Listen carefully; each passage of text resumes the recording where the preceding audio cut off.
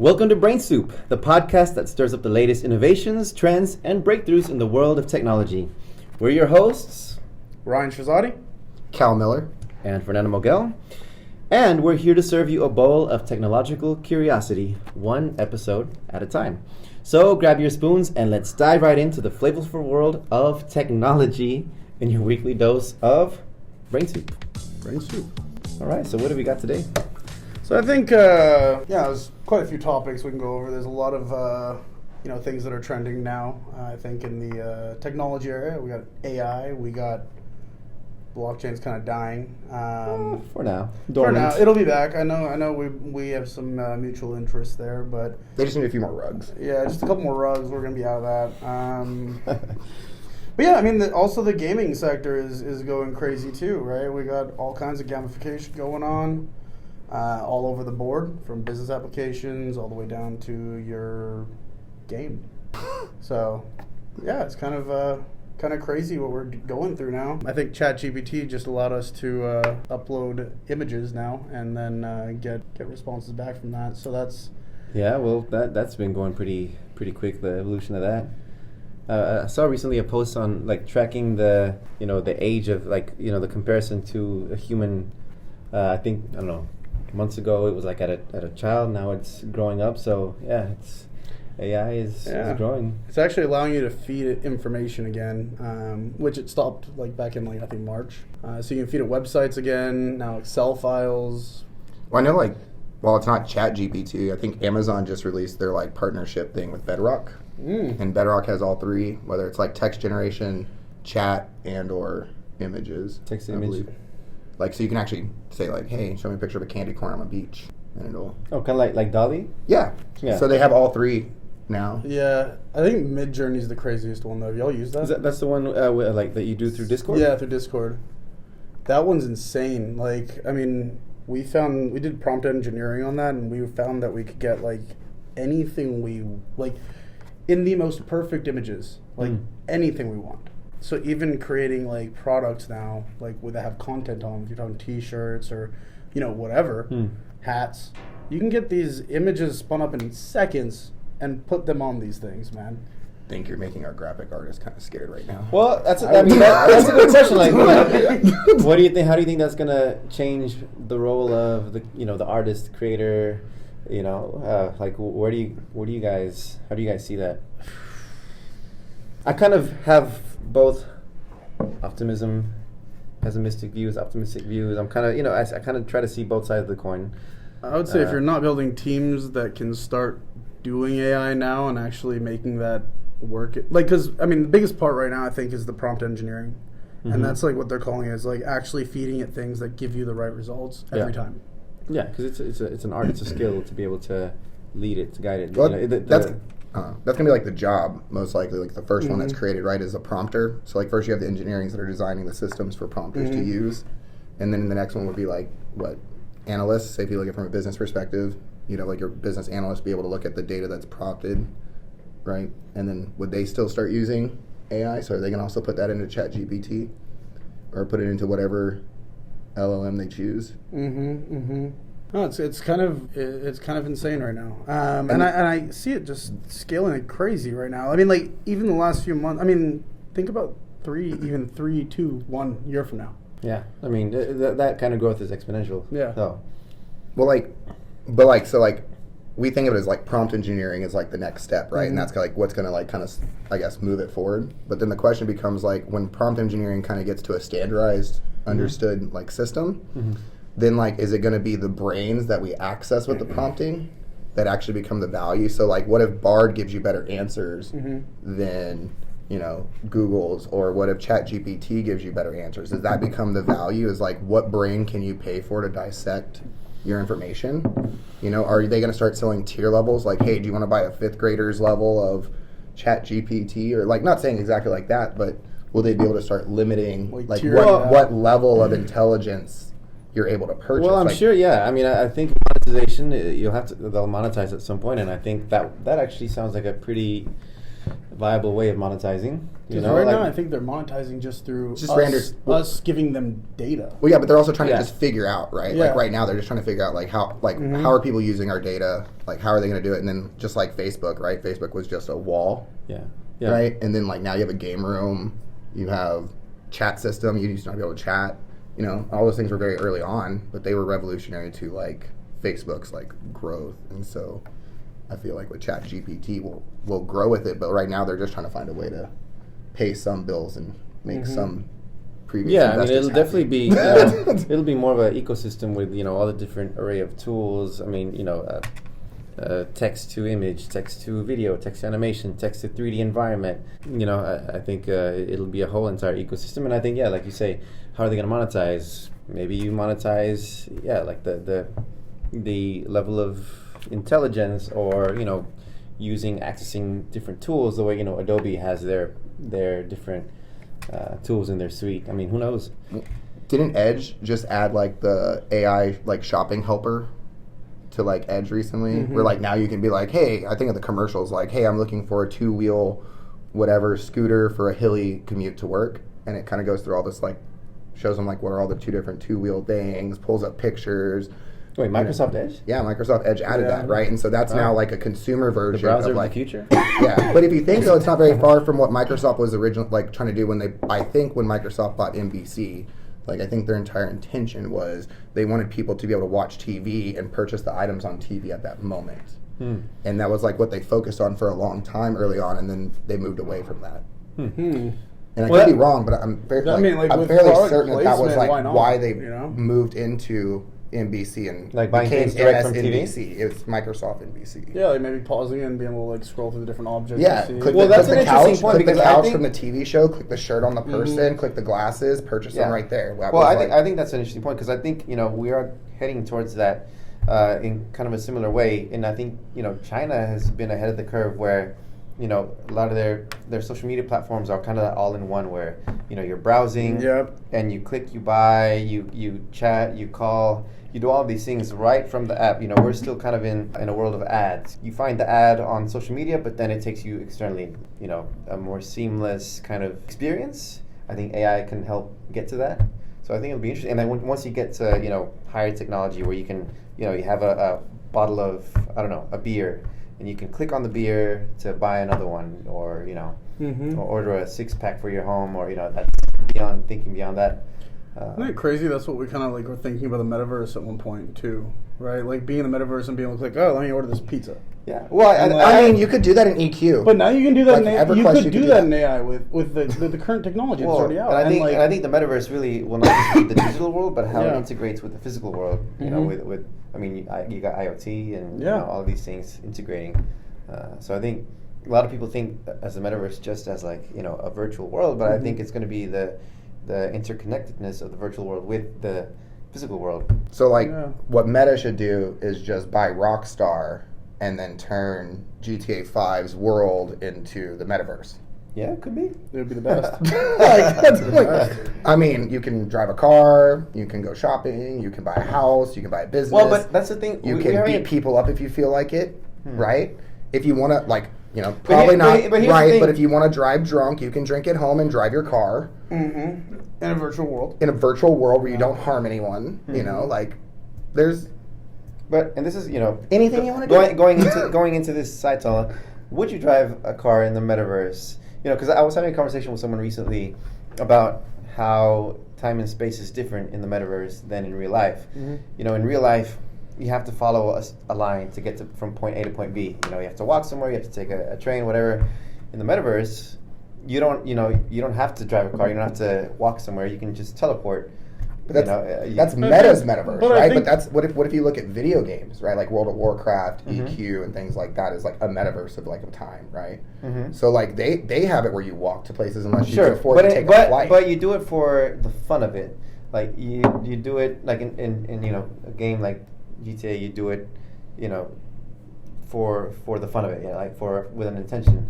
Well, like for me and my brother, like 7 years apart, and when GTA 5 came out, we really had never like hung out before, like really like hung out. Like I moved out when I was 18, stuff like that, and so like GTA 5 was like the first time me and him got to actually like hang out and talk, and it sounds kind of weird, but like I remember like getting in my car and going picking him up at his house in the game, and us like driving on the highway and just chatting, or like picking up him and his friends like with my helicopter and then flying them over stuff while we're all just having a chat inside the helicopter. And it wasn't like we were shooting anybody at the time. We weren't doing anything. We literally were just hang out, driving and like almost like if you're cruising at home, like you know, like you get in your car with your friends and you cruise. Well, I mean, I've attended concerts in Decentraland, being there, you know, with people, like seeing a music gig. Yeah, I mean, you just be there to hang out, but you do it more for the hanging out than like the community. I think that's the reason why, though, right? Like, it's the community, right? That's why we look towards the metaverse. It's building that separate universe, right, of people who can act as people, but not as themselves, right? They're an avatar at this point.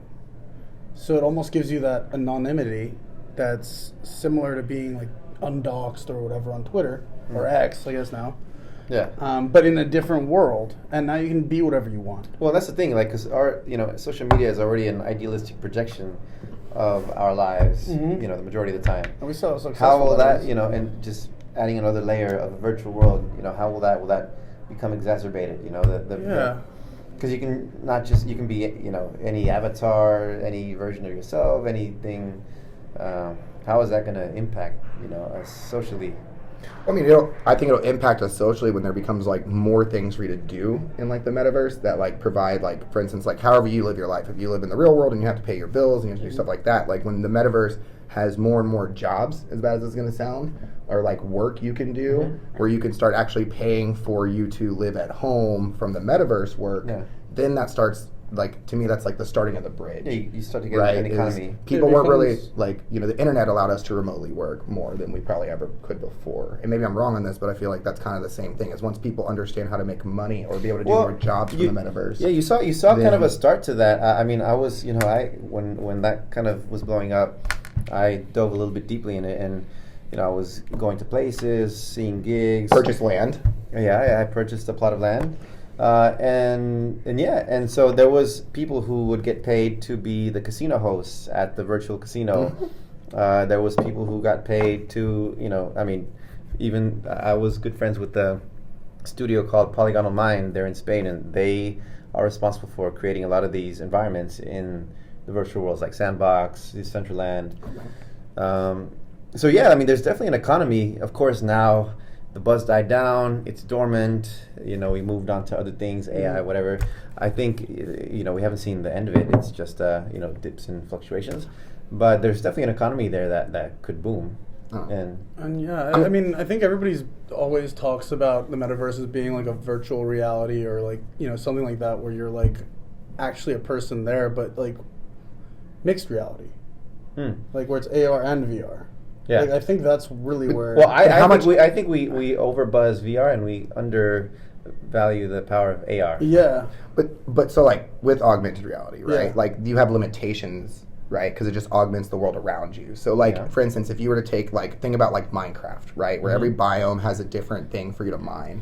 If you start making things more AR, then I can't do things in my world that other people can, right? But if I play like a video game like Minecraft or like World of Warcraft or EQ or games like that, I can essentially do what everybody else can. It's maybe limited by my abilities, but I can go visit the same places. I can get all those things. And so if you have, I feel like AR is great, but I feel like AR is probably like, it's, maybe I'm wrong on this. It's too limiting. Well, I think they have different. I think they have different utilities. I think those limitations create utility that VR doesn't have, because there is a lot of utility to be able to interact with your physical space beyond just the physical space. You know, where you can, I don't know, in a museum that you're visiting, you can see the Tyrannosaurus Rex come to life. You know, absolutely. So, and not just in the virtual world, you know, because you're completely encapsulated in AR. You're interacting with both the physical and the digital. So I think they have different places and different utilities, and you know, it doesn't mean one is greater than the other. I think they're just they are interconnected, and I think they have different places as well. But I mean, mixed together, man. Like even going to a different location, and then imagine flipping the switch to VR, right, from that location or from a different spot, right? Like that could change your map in the virtual world too. You could be in a different dimension if you wanted, or wherever, right? Like it really just depends. I mean, at the end of the day, maybe you find something in AR that leads you to VR. or maybe both are combined in some type of way. But it's like you're adding that element of movement and mapping to the element of you're in a different place. Yeah. So like maybe it's like, I don't know, kind of a stupid idea or whatever, but like imagine like if the city of Houston, right? Or like say if like one day we wanted to make a metaverse of the actual world, right? Yes. And so you take the city of Houston, right? And the city of Houston makes a 3D rendering of like what the layout of the land looks like, right? And then every time you buy a piece of property in Houston and you pay for that or whatever, you receive the deed in this metaverse for that. But that deed isn't going to have that house you built on it. That deed's not going to have those things, right? But what if that piece of land now in that verse is now tied to you?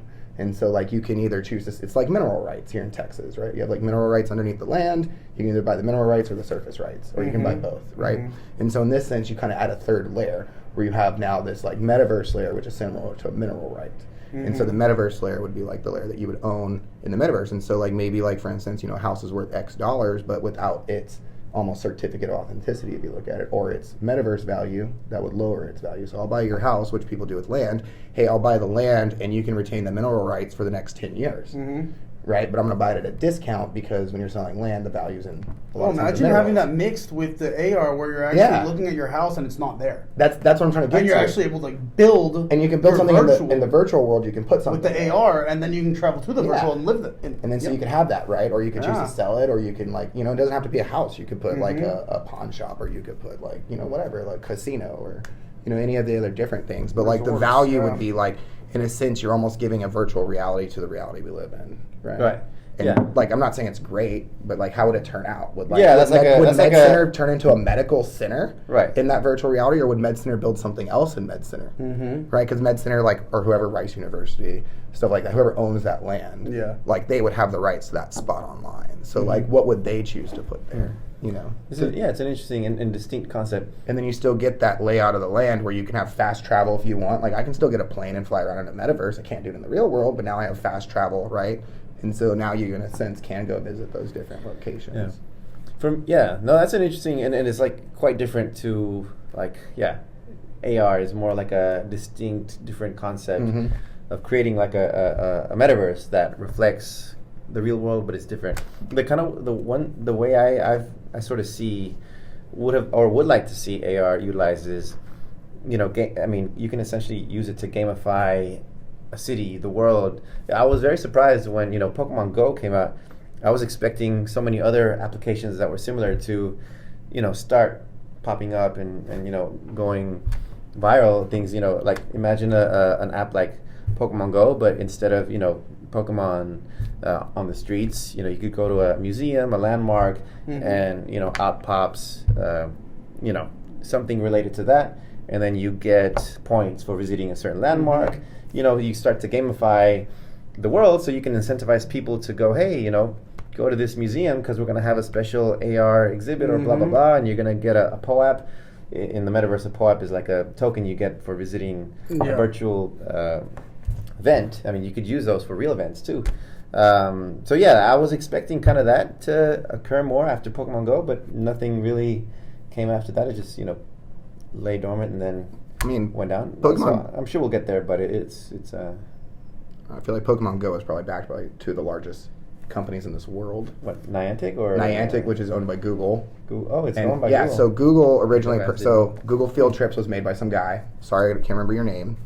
But basically, there was a guy that made Google Field Trips because, like, from what I understand, is like when people wanted to go to like different cities and stuff for like school field trips and stuff like that, they didn't know like really where to go except what would be online. And so this was a way for people to take photos of like locations that were nearby to them, like murals and stuff like that, for people to go visit. So you could kind of make a field trip of your own, like itinerary on it. And then he made that, and Google bought that from him. And then from my understanding is after Google bought that, they basically told him, hey, we want you to make a game or make some kind of software that utilizes this platform. And through that, Ingress, you got Niantic Labs was created, and Niantic Labs first produced Ingress, which is Pokemon Go before Pokemon Go. You just have portals you went around and captured. It's basically the same thing. All your Pokestops were portals. You had two sides. You had a resistance side that was fighting against the aliens coming over, and you had the side that believed in the aliens, and you all put portals up to help to like combat it. And so like, it really takes a lot to build one of those systems. And like, but they have what's called the Lighthouse program now, I believe, like through Niantic, where like you can like basically promote an idea to them, and they give out funds depending on people that they like. You don't even have to have anything coded. I believe the company Cardio is a part of the White House program. It's turf wars, for like. That would make sense. For basically, if you want to walk outside, you walk your dog, running, whatever you're doing.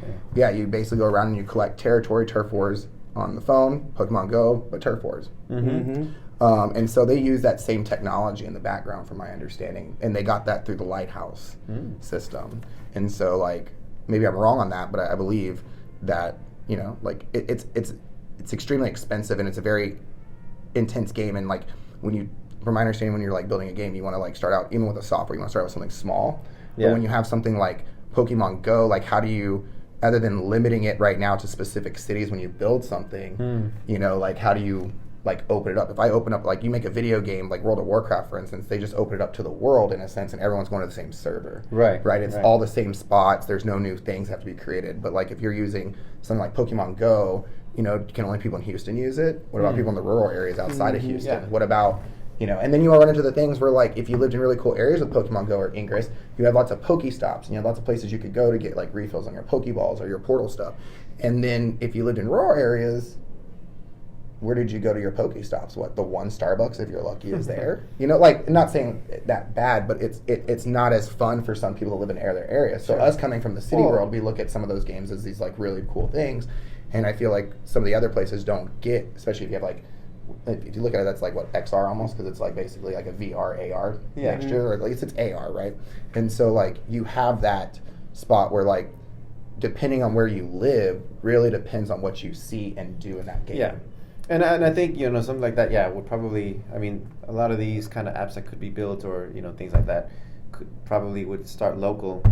But then, how do you cross integrate and all of that? That's well, even liability though, right? Like people being in the middle of the street. That was a whole other thing. Like that could be bad. I remember playing the Pokemon games like back in the early 2000s or like 98 through early 2000s or whatever, and I remember like it was like Pokemon Gold or something, and it'd be nighttime. It was the first time they had like nighttime or whatever, and you'd be walking around and there'd be like Pokemon trainers walking around in the middle of the street. And I remember like thinking to myself, like, why would you ever be walking around in the middle of the street looking for Pokemon in the middle of the night? Lo and behold, Pokemon Go comes out, and people walk around in the street in the middle of the nights looking for Pokemon. So it's more realistic than that. It's just 20 years before its time. But that's great. I thought that was like a very like moment, like when I had that realization, when I like read like a news article one time about that, and I was just like, wow, I used to make fun of that when I was like a teenager. So I think like we were just talking about AI and things like that, and obviously I'm thinking about HAL 3000. So I guess one fun question we can go into is like if you had to spend a year in a sci-fi universe, like something like Star Wars or Star Trek, Black Mirror, one of these types of shows. Oh jeez. What would you choose and why? My favorite sci-fi trilogy of all time is not one that is as known. It's called The Three-Body Problem by Liu Cixin. Okay. Chinese author. Is like the scope of the work is just incredibly encompassing. It tackles like all of the mysteries of the universe. It's philosophical. It talks about society, humanity. The understanding of theoretical physics is mind-blowing. So yeah, it's incredible. And the why? Well, I just think it doesn't have, it's less fantasy like Star Wars, and others are kind of more like fantasy with very iconic characters, Yoda and that now sort you're of gonna thing. tell me Star Wars is a space opera. Debatable, but could be. But yeah, so I think the why is maybe because I love the work so much, and I would like to. It's a very, very realistic projection of humanity and space exploration and the discovery of other civilizations. So yeah, I think it would be just an incredible world to explore. Well, maybe we can have like a watch party one day because I've literally never seen this. Well, I feel like I'm missing out right now. It's actually I think they're still making a series on Amazon of it. I don't think it's come out yet. but yeah, it's a trilogy of books. Like it's a book trilogy. So I don't think there's any movie or show yet, but I think it'll be out. So I recommend reading it if you can. It's awesome. You like that? It sounds like you really like that kind of book right now because it's also grounding, right? Like it brings you back to reality more so than a Star Wars or a Trek or. Well, I love fantasy, and I think fantasy is incredibly important. Mythology, fantasy, they're important to society, but I'm a huge. I love astrophysics. I like when I was going into art music, I was between art or music or astrophysics. Yeah, I know. Very large different. One is not like the other. And I still find ways to incorporate that kind of thing from physics, astrophysics into my writings and work and all that. But I think that's evident in your books. Yeah. Your book. Yeah. So I mean, I read about it all the time, and not just sci-fi, but real books on physics. But I just think it's an incredible. He's like a genius. It's a work of genius. What was the name of it again? The Three-Body Problem. I think you should mention the book because your book, we should have like a story time one of these days and go through like how you've kind of brought down the level of understanding. You've almost kind of made it simplified to where people can understand these, complex topics. Explain to me like I'm 5. Product placement. There it is. You can buy it right here. Right here, yeah. I guess you're good. But yeah, like, it's incredible kind of what you've done there. I think it'd be cool to kind of show everybody kind of what you've been working on because the thing is, it's broken down. How many different like kind of stories do you have in that? Well, there's 50 poems. 50 poems, yeah. It covers from philosophy to psychology, mythology, physics, etc. Meant to be kind of digestible, fun, silly, not so much about teaching a concept, but more about inspiring curiosity around it. And yeah, when you look at it, it looks very like fantasy, different characters, but it's also grounded in real concepts, real figures. It's a mix of fiction and fact.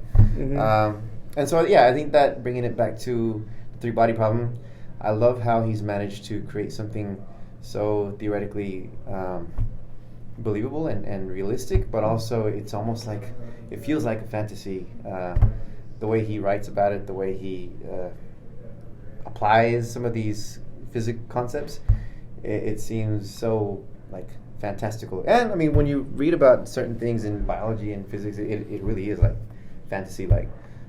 So yeah, I just think it's mind-blowing. So with that like concept of like what was it called again? The three-body problem. Three-body problem. It's a tough question. I can't pick Black Mirror because if you enter that at the wrong slot, you don't know what you're getting, right? New Juniper would be kind of cool. Yeah, I don't know, man.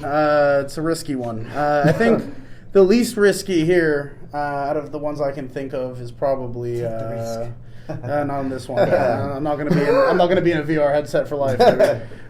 Or So you're thinking practically, like if you actually went in. Yeah, if I had to be in a random episode of this thing and I didn't have a choice, man, like I would not want to be in Black Mirror. Fair point. Yeah. Fair. But not even the one with Salma Hayek. Wait, is it Salma Hayek the one?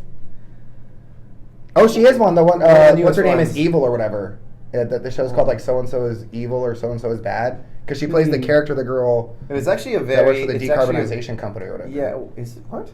Right? Or they work for like that planet company and then like. No. Yeah, no, it's the one with Salma Hayek or whatever. It's like, sure? yeah, it just came out this last season. It's like episode like 1 or 3 of like this last Isn't season. it the one where they've licensed her image to create new content based off her life? Oh, yeah, is that the that's same it. one? And Okay, she's okay. the lady that Very they're basing off fitting is to like is like in a not like tech space, but is in one of those like companies that's trying to reduce like how much carbon is being put into the air, or whatever. Like that's like one of their things they're trying to do. Okay, so detail. I don't know. Huh. I mean. Anyway, sorry. I think it's like though, the least worst that episode.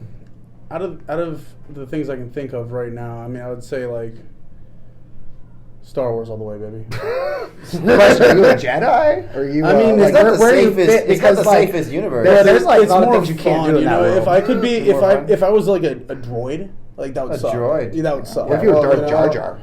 Unless I was the big guy. You kind of look like Poe. Poe. Oh, Well, isn't that what's his name? Isaac? man, he's I don't know what that a is. pilot.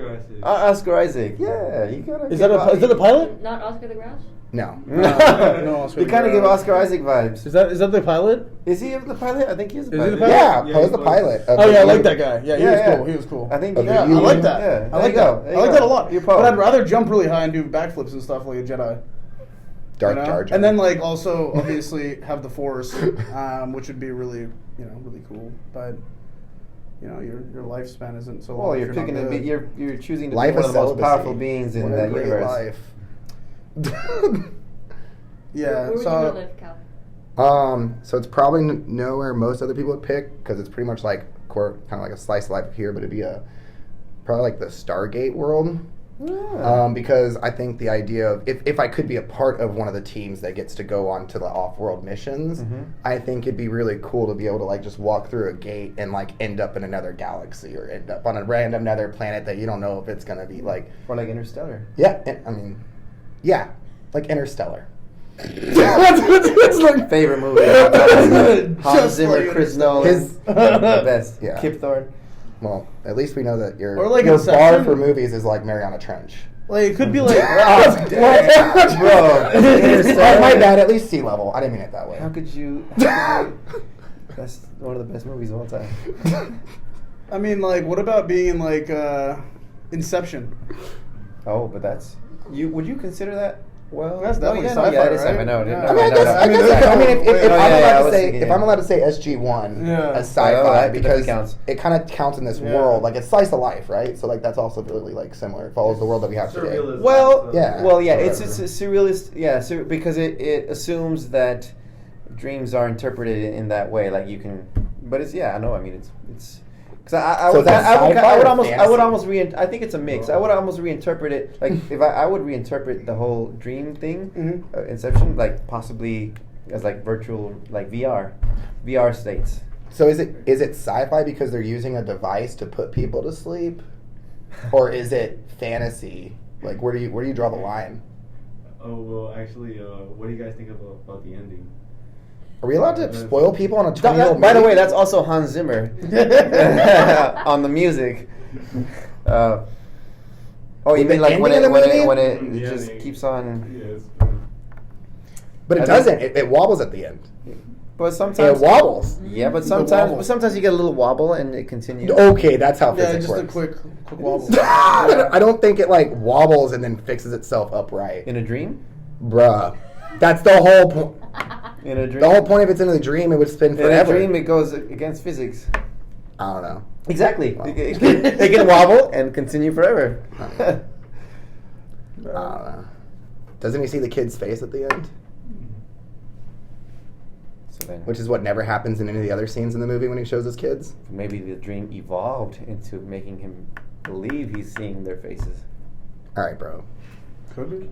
Who's drawing that world for him? Who created that? Who architected that world? They told us that someone has to architect the worlds in which they live in. If he is the number one architect and the prodigy is that girl, right? It could be the girl who incepted him. So to then, believing so that she he's- built this world before she even knew how to build worlds.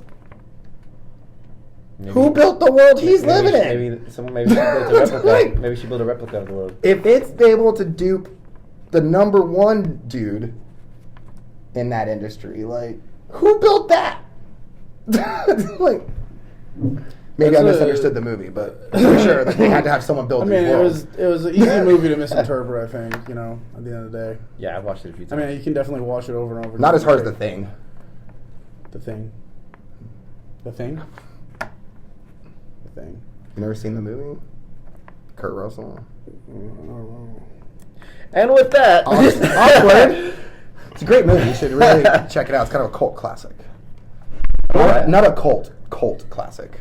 Yeah, occult. No, classic. cult classic. No, not- occult classic. I yeah. hate you. Yeah. Well, I think we'll take that cue to wrap it up for this episode of Brain Soup. We hope you've enjoyed tuning in, and if you did, don't forget to subscribe, rate, and review our podcast. whenever you can. And if you'd like to stay updated with all things tech and continue the conversation, follow us on social media. We are still working on getting a handle, but we'll let you know when we get it. And if you have any burning tech questions or topics you'd like us to cover in future episodes, feel free to reach out to us. Keep questioning. Or just comment below. Yeah, actually, that's a good point. Comment below. Yeah. And keep questioning, keep innovating, and always stay plugged in. Thanks for joining us, and until next time, keep your tech cravings satisfied with a hot bowl of BrainSoup.